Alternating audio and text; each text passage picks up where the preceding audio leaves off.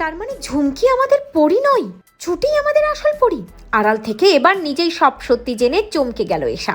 প্রতিজ্ঞা ধারাবাহিকে দেখা যায় ছুটিকে হেনস্থা করার জন্য, সবার চোখে ছুটিকে খারাপ প্রমাণ করার জন্য উঠে পড়ে লেগে যায় ওই এশা।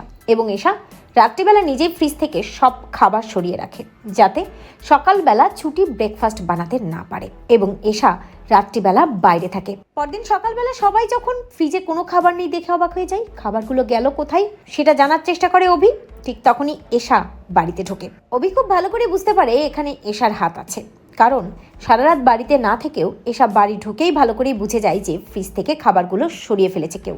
এশা ছাড়া অন্য কেউ এমন কাজ করবে না। কিন্তু এশা ধরা দেয় না, থেমেও থাকে না। ছুটিকে নাকানি চুবানি খাওয়ানোর জন্য, অকর্মার ঢেকে প্রমাণ করার জন্য এশা ঠাম্মিকে গিয়ে বলে, কি ঠাম্মি, এবার তো প্রমাণ হয়ে গেল না ছুটি কোনো কাজের যোগ্যই না।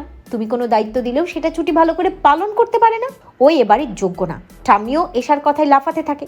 তবে অভি ঠাম্মিকে বুঝিয়ে দেয় যে এভাবে ছুটিকে হেনস্থা করলে তার ফল কিন্তু ভালো হবে না। ছুটি সবাইকে শান্ত হতে বলে এবং যে করেই হোক না কেন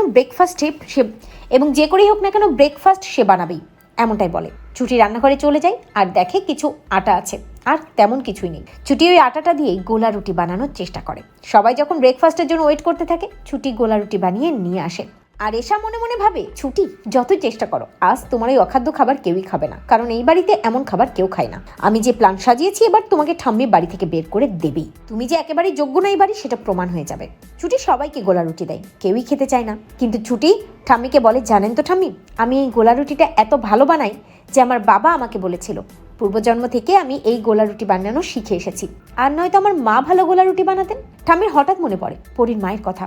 পরীর মা তো সত্যি এত ভালো গোলা রুটি বানাতো, আর এই সব গুণ এই মেয়েটির মধ্যে কি করে আছে? ঠাম্মি কল্পনা করে সামনে পরীর মা দাঁড়িয়ে আছে এবং ঠাম্মিকে বলছে যে, জেঠিমা, আমার হাতের গোলা রুটি বানানো আপনি তো খুব পছন্দ করেন, খেয়েই দেখুন না কেমন হয়েছে।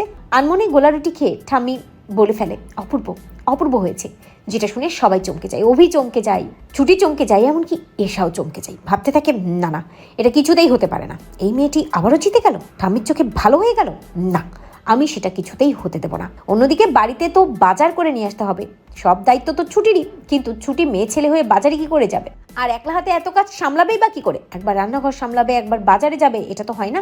তাই অভি নিজেই বাজারের তুলে নিয়ে বাজার করতে চলে যায়। ছুটি একলা হাতে রান্নাঘরের সব কাজ সামলাতে থাকে। চাইলেও অভির মা ছুটিকে হেল্প করতে পারে না, কারণ ঠাম্মির কড়া নির্দেশ। অন্যদিকে এসব ভাবতে থেকে এই মেয়েটিকে দিয়ে একেবারেই বিশ্বাস নেই, যেন দশভুজা হয়ে সব কাজ সামলাচ্ছে।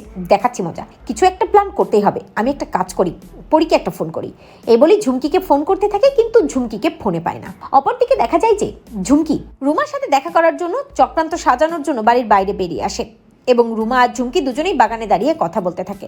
অপরদিকে দেখা যায় এশা যখন কিছুতেই ফোনে পায় না ঝুমকিকে, তখন ঝুমকির সাথে কথা বলার জন্য এশা হিরণময়ের বাড়িতে চলে যায়। তখনই বাড়ির মধ্যে ঢুকতে যায় এশা, ঠিক তখনই এসে দেখতে পাই ঝুমকি যেন কার সাথে কথা বলছে বাগানে দাঁড়িয়ে। মনে মনে ভাবে এশা, কার সাথে কথা বলছে ঝুমকি, আর এই সময় বাগানে দাঁড়িয়ে? ভেতরে কেন যায়নি? এশা এগিয়ে যাই আর দেখতে পাই রুমার সাথে কথা বলছে ঝুমকি। রুমাকে চিনতেও পারে না এশা, ভাবতে থাকে পরি এটা কার সাথে কথা বলছে। আচ্ছা আমি যাই, পরীকে ডেকে নিয়ে আসি। এই বলেই যখনই এগিয়ে যাই, তখনই এসে শুনতে পাই ঝুমকি রুমাকে বলছে যে, রুমা ম্যাডাম, ওই ছুটি তো আমাকে নাজেহাল করে ছাড়ছে। সেদিন আমাকে বেঁধে এমনভাবে মেরেছে না, আর কেউই কিছুই বললো না, এমনকি আমার বাবা কিছুই বললো না। আর আমার বাবা বলে লাভ কি?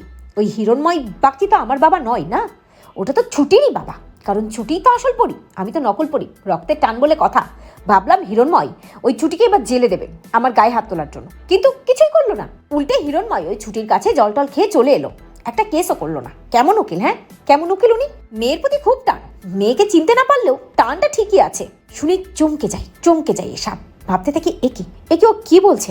তার মানে এই মেয়েটি, এই ঝুমকি আমাদের পরি নয়, আমাদের পরি ছুটি। তার মানে আমি এতদিন ধরে ভুল জেনে এসেছি, সবটাই চক্রান্ত। এসা সব সত্যি জেনে চমকে যায়। তো বন্ধুরা, তোমরা এটাই চাও তো এভাবে যেন ঝুমকি যে পরি নয়, আসল পরি যে ছুটি, সেটা যেন জেনে যায় এসা? কমেন্ট করে জানাতে ভুলো না।